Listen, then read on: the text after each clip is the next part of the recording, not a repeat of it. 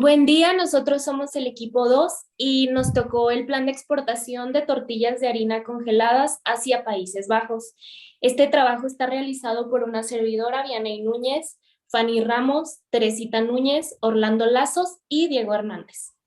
El presente trabajo está elaborado con el fin de diseñar un plan de exportación hacia Países Bajos de tortillas de harina congeladas. Esto bajo el supuesto de que estas tortillas ya existen en el mercado. Dentro de las características de nuestro producto, pues se encuentra que las tortillas de harina son tortillas hechas con masa de harina de trigo, a la que se le agrega manteca de cerdo o vegetal, agua y sal. Estos ingredientes se mezclan muy bien hasta obtener una masa más homogénea, la cual se debe dejar reposar y al pasar un par de minutos se divide la masa en la que se hacen como unas bolitas. Cuando ya se tienen estas bolitas, se estiran un poco para darles la forma circular y el paso final es ponerlas sobre un comal para que se hagan las tortillas. Por lo general, estas tortillas se usan mucho en el norte del país para preparar tacos, burritos y las clásicas quesadillas. En Países Bajos aún es muy difícil conseguir productos mexicanos como son las tortillas de harina, lo que hace que este país sea un mercado potencial excelente para nosotros. Y en el análisis de la demanda podemos ver que el trigo es el cereal más utilizado para consumo humano en el mundo. De este se derivan las tortillas de harina que nosotros realizamos. Este se encuentra incluso por encima del consumo del maíz y se ubica también en el primer sitio en superficie cosechada y volumen comercializado en el mercado internacional. En el análisis de la oferta podemos ver que dentro de los Países Bajos no hay proveedores que se encarguen de producir y distribuir tortillas de harina congeladas, por lo que seríamos pioneros en esta rama, lo que nos ofrece una mayor probabilidad de apropiación del mercado mientras seamos exportadores monopólicos. En el análisis de precios podemos ver que nuestras tortillas de harina por lo general tienen un precio de 25 pesos mexicanos, que es como 1 euro con 13 centavos aproximadamente. Esto sin tomar en cuenta los gastos de exportación, publicidad y promoción de nuestras tortillas, que se harían los gastos dentro de Países Bajos. Yo les voy a hablar de lo que es el estudio de la producción y la puesta en marcha de la planta productiva. Para esto tenemos que tener en cuenta lo que son los costos de almacenaje, de lanzamiento, los de preparación y los costos finales. Los costos de almacenaje hacen referencia al resguardo del producto y para esto podemos definirlos entre costos fijos, que serían los de transporte, y tenemos un aproximado de 1,457, contemplando los contenedores refrigerados que se necesitan para guardar las tortillas de harina. Tenemos también costos variables que serían los racks, la inspección de la mercancía y los sellos de seguridad. Dentro del costo de lanzamiento, nosotros tenemos un aproximado de un margen de ganancia de 10 pesos mexicanos por paquete vendido. A esto, hay que sumarle los activos y pasivos para poder poner en marcha el negocio y así sacar el costo de lanzamiento. Este nos dio 1,5 euros y dentro del costo de preparación, según la Profeco, para hacer 1 kilo de tortillas de harina se gasta aproximadamente 13,50 pesos mexicanos.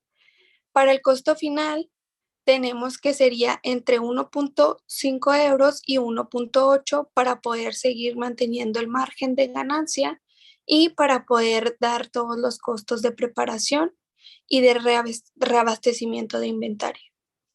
Para la disponibilidad de la materia, que sería la harina de trigo, se estima que va a haber una reducción del 30,7% de esta materia debido al aumento de importaciones que ha habido en México, pero como es un producto que se sigue consumiendo, no vamos a tener problemas para conseguirlo. Bueno, les voy a hablar de lo que es la localización de la planta dentro del panorama macro y micro.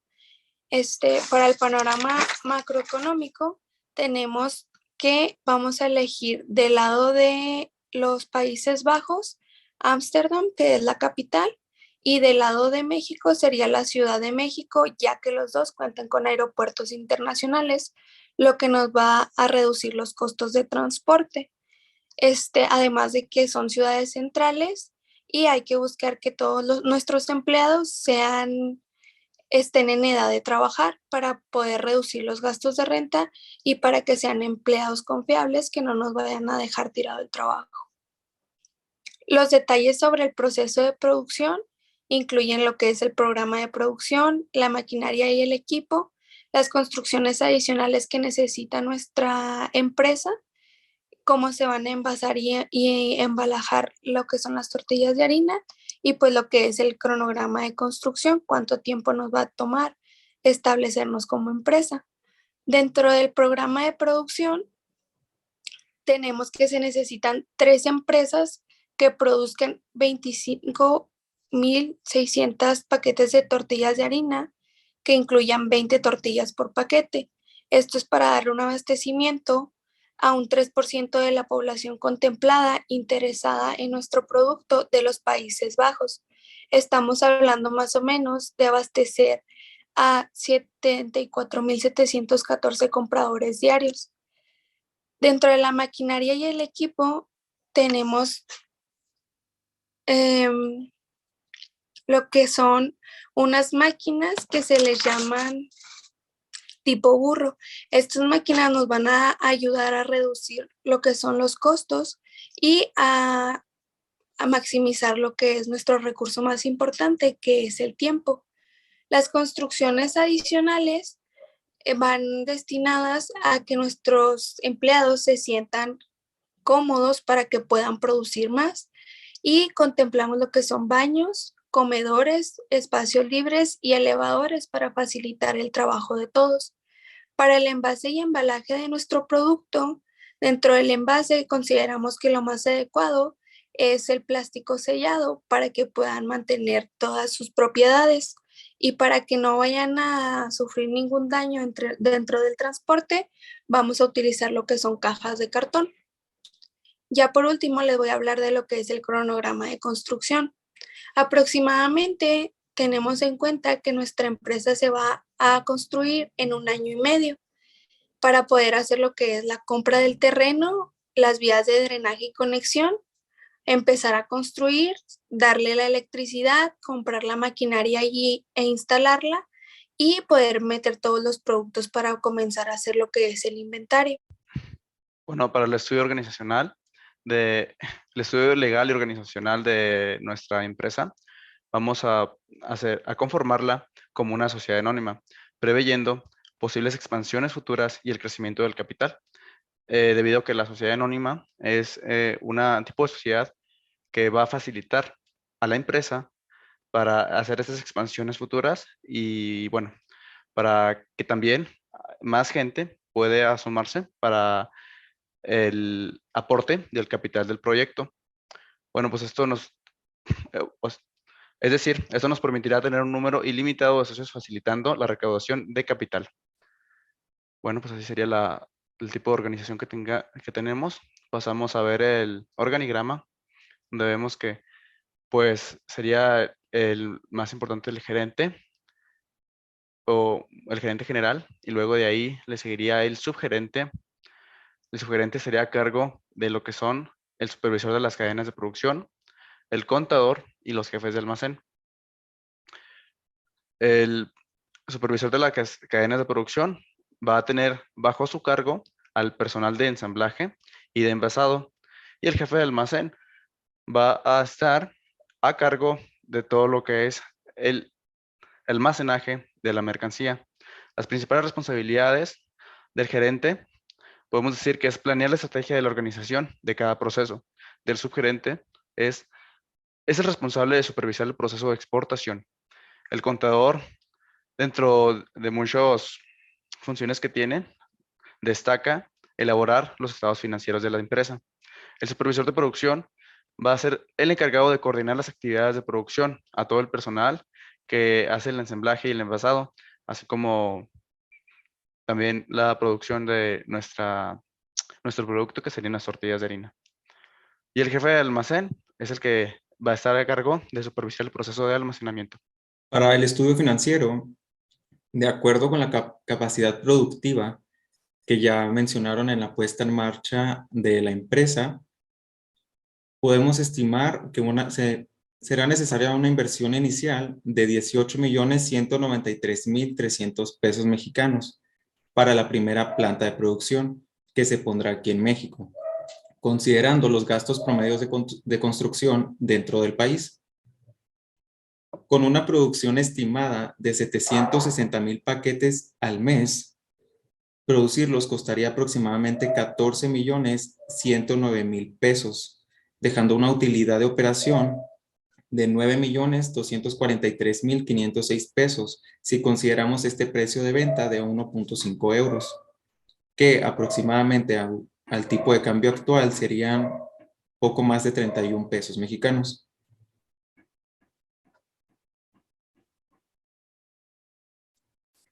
Para los impuestos y utilidades, los impuestos a pagar dentro de los Países Bajos, dado que no es una empresa propia de ese territorio, estaremos sujetos solo al 15% de los ingresos dentro del país, es decir, las ventas hechas dentro del territorio de los Países Bajos, siempre y cuando no sobrepasemos los 200,000 euros, y una tasa del 21.7% por las cantidades excedentes a esos 200,000 euros. En México, la tasa del ISR a pagar estaría entre el 1.92% y el 35% de los ingresos totales de la empresa, ya que es una empresa mexicana. Esta no es posible calcularlo exactamente, ya que estas tasas cambian cada año. Estas tasas pues, son las disponibles hasta este año 2022. Para el punto de equilibrio de las razones financieras, de acuerdo con el punto de equilibrio, considerando los costos fijos, costos variables y el precio unitario, determinamos que la empresa debe vender 61.406 paquetes de tortillas de harina para que se cubran los gastos con esos ingresos, algo que es totalmente posible ya que vimos que podemos superar por mucho esa producción. El análisis de las razones financieras de liquidez, endeudamiento y autonomía de la empresa establecen una buena situación financiera a largo plazo, de acuerdo con los estados financieros pro forma y las proyecciones de ventas que vamos a ver a continuación.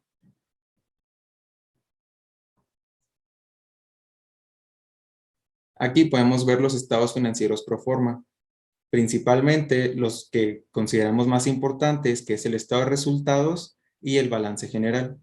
En este caso, estamos trabajando bajo el supuesto de 5 años en el futuro y la producción que vamos a tener. Bajo este supuesto, también consideramos que para ese momento ya vamos a tener las 3 plantas productivas en funcionamiento, lo que nos permitiría tener unas ventas netas de más de 72 millones de pesos, lo cual, restándole los costos de producir, tendríamos una utilidad de operación de 26.834.563 pesos, y restándole ya los impuestos aproximados y las utilidades para los trabajadores, podemos contar con una utilidad neta de 11.270.000 pesos. Esto para el año 2027. En el caso del balance general, igualmente estamos trabajando bajo el mismo supuesto de 5 años en el futuro.